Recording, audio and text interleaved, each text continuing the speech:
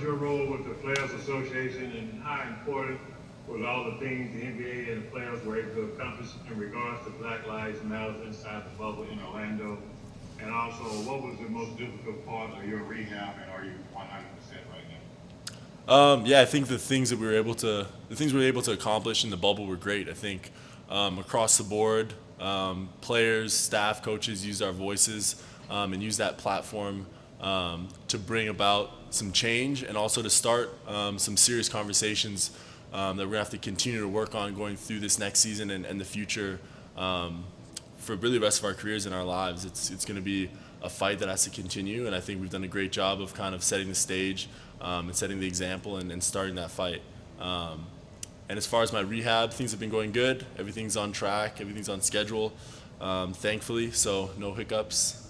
Ready to get going. Okay, Mark Followill. Dwight, good morning. It's nice to see you and speak with you again. Good morning. Was wondering, as a player who plays so well off of Luka with hard rolls in the basket and catching blocks and such, if there was an aspect to his game, watching rather than playing alongside him for several months, was there an aspect that you grew to appreciate more and learn more about and that you think will be helpful moving forward? I mean, I think the biggest thing I noticed watching and not playing is how much I missed playing. I think it's something you try your hardest not to, but you tend to take for granted that ability to just be out there with your guys and compete with your guys. So I definitely saw stuff in him that I may not have noticed, some of the small nuances, but also things in all of our guys that I'm really looking forward to, highlighting and taking advantage of this coming season in terms of helping them get in better positions to do what they do and take advantage of their skills. But also I know guys have been really working in this, even though this kind of strange off season, but just a little that I've been able to see so far, guys have been really working. So definitely looking forward to getting back in there with the guys. Okay, Coop. Dwight, are you, good to see you.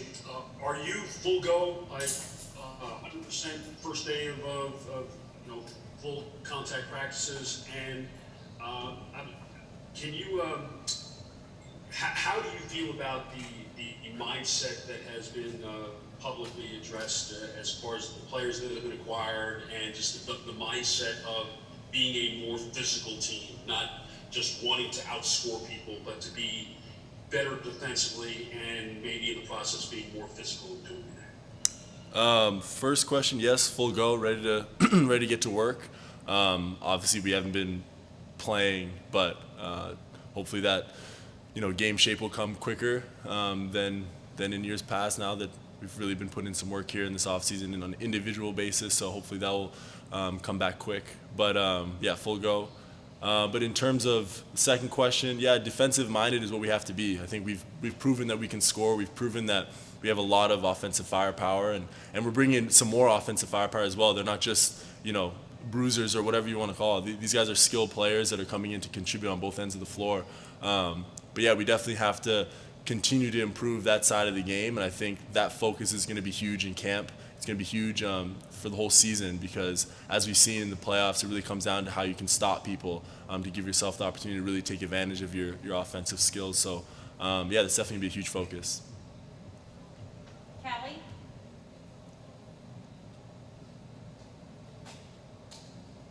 You're on mute, Callie. Oh, sorry about that. Dwight, yesterday Rick mentioned how those 2 months in the bubble were really key for you making progress with your Achilles and learning to, kind of trust the movements and even get to some scout team stuff. Can you kind of take us through what did that entail for you, and what were those benchmarks that you were able to hit when you were with the team in the bubble?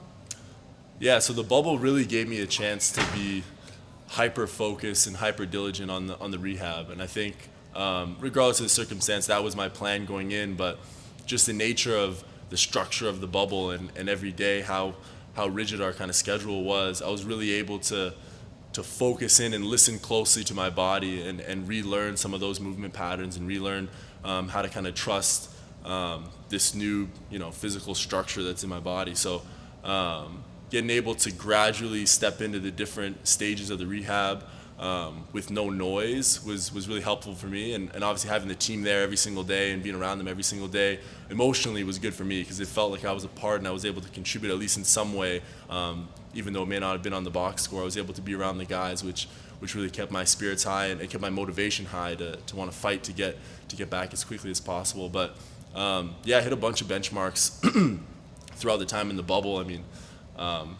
yeah, from things as simple as just the first time I dunked or the first time I ran backwards or something like that. There was a bunch of those that was really cool to be able to do around the guys, and I was glad I was able to be there.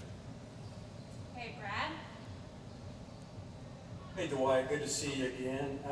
As you may or may not know, the Mavs' best starting five record-wise last season was with you starting at center. But KP's best numbers offensively came when he was playing center. I was wondering if the coaching staff has indicated to you in any way of how things might shake out in that regard once Porzingis returns. I mean, no. Simple answer to that one, not really. I think we're going to do whatever we need to do to find the lineups that are most successful, and we're going to put our best foot forward offensively and defensively, and guys are going to be in a groove at certain times. We're going to make sure we take advantage of that. But yeah, the objective is to win as many games as possible. So whatever lineups or whatever situations we need to do to accomplish that, we're gonna do it. Appreciate it. Dana. Hey Dwight, thank you for the time. Luka is obviously being talked about as an MVP candidate this year, and after these 2 years you've had with him and seeing him elevate his game each year, what do you think about him being in that conversation, and what do you think he has to do to reach that MVP level?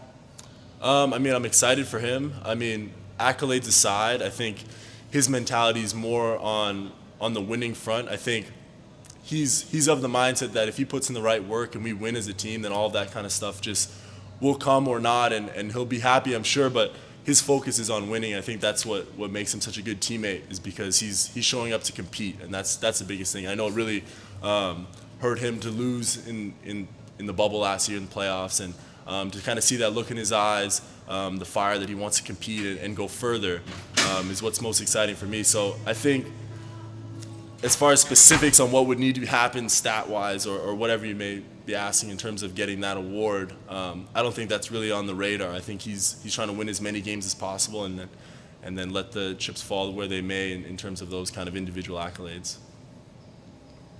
Thanks. Chris Henderson. Hey, Dwight. Glad everything's well with you, man. Glad to see you back. Quick question. So from a mental standpoint, I know obviously it was frustrating for you not to be on the court, obviously with the injury. Can you talk about what was the actual toughest part?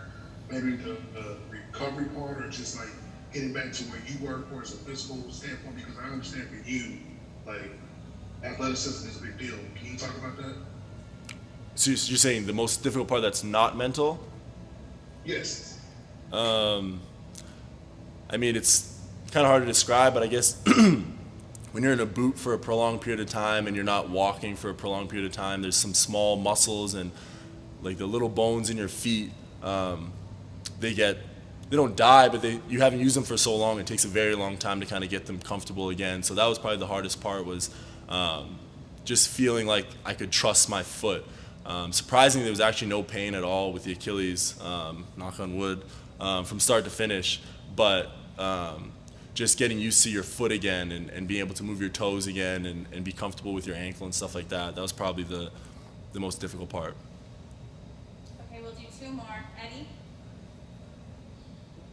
Hey, Dwight, we've seen a lot of guys that have had serious injuries, Boogie and now Klay Thompson, and when it happens, then sometimes the other leg gets overcompensated on. How tough is that to make sure that you're patient enough to ensure that nothing goes haywire like that? So what am I doing to prevent having an injury on my other leg, is what you're asking? Let's voice that. Let's bring that into the universe. Hey man, I'm just trying to do everything I can to prepare my body top to bottom. I'm obviously going through a rehab right now, and at the latter stages of it, but I'm also preparing for a season, and that's mind and body and skill. I'm trying to prepare to the best of my ability to compete at the highest level. So there's definitely like an extra focus on not overcompensating per se on one side or the other, but that's one of the things that I don't think about until I get asked directly about it because I think it's better to focus on the positive, focus on what you can do, but it's not something I'm worried about. Thank you. Sorry. Hey man, it's all good. Okay, Coop, take us home. Dwight, all the work that you've done, as Dwayne mentioned, with the Players Association, the return to play, just as an officer in the association, has it given you more of an appreciation of how the game actually works? And does it give you a belief that you'd like to take on an even larger leadership role? Say, for instance, the moment Chris Paul decides he doesn't want to be the head of the Players Association anymore, and even beyond, even once your playing days are over.